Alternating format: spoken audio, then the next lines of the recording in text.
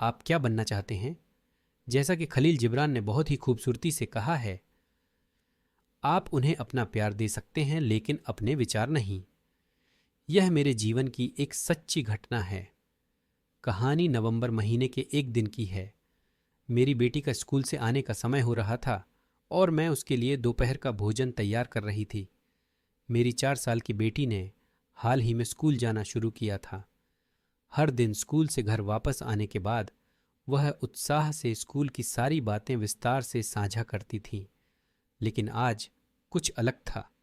आमतौर पर वह अपने स्कूल के किस्सों को साझा करने के लिए उत्साहित रहती थी, लेकिन आज वह बहुत शांत लग रही थी और मुझे महसूस हो रहा था कि उसके मन में कुछ विचार चल रहे हैं। गहरी उत्सुकता से मैंने पूछा, जिया, आपका दिन कैसा बीता? वह बिना जवाब दिए अपने ही विचारों में खोई रही। मैंने उससे फिर पूछा, क्या सोच रही हो जिया?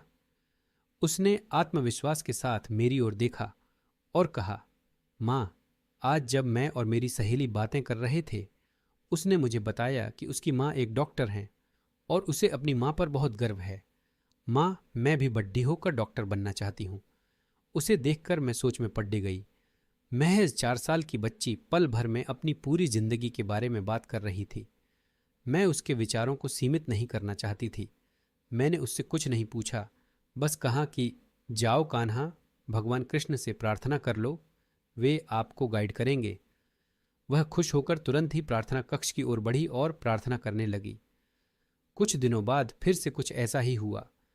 मुझे उसके चेहरे पर वही दृढ़ संकल्प दिखा जो मैंने उस दिन देखा था। मैंने उससे पूछा, आपका दिन कैसा रहा जिया? उसने जवाब दिया, माँ, मैं डॉक्टर नहीं बनना चाहती, मुझे आर्मी ऑफिसर बनना है। अंदर से मुस्कुराते हुए मैंने उसे एक बार फिर कान्हा से मार्गदर्शन लेने के लिए प्रार्थना करने को कहा। बद्धे प्यार से उसने कान्हा से प्रार्थना की।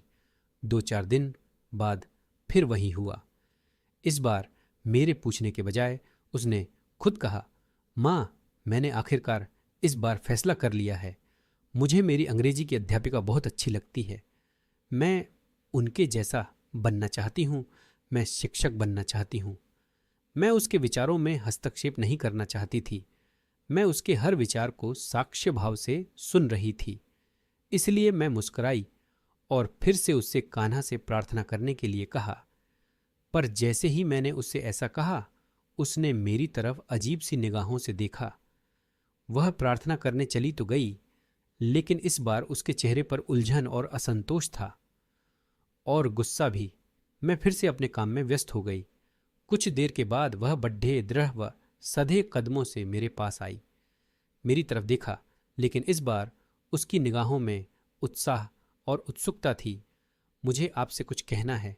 मुझे पूरा यकीन हो गया है और पता भी चल गया है कि मुझे क्या बनना है। मैंने भी उसी उत्सुकता से उसकी ओर देखते हुए पूछा, अच्छा, तो बताओ, आप क्या बनना चाहती हो जिया? मैं कान्हा बनना चाहती हूँ। मैं आश्चर्य से उसकी तरफ देखती रह गई, क्योंकि मेरी सोच से बहुत आगे की बात उसने सोच ली। उस दिन मुझसे रहा न गया और उससे पूछ ही लिया, जिया, तुम कान्हा क्यों बनना चाहती हो?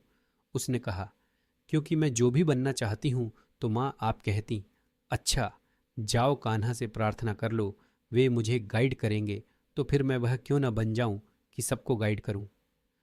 उस पल एक 4 साल के बच्चे ने अपनी सोच से मुझे निःशब्द कर दिया।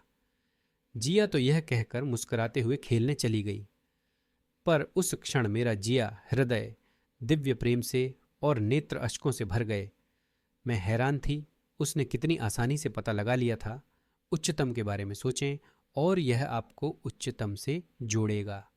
उनसे प्रेम करें जो सबसे प्रेम करते हैं।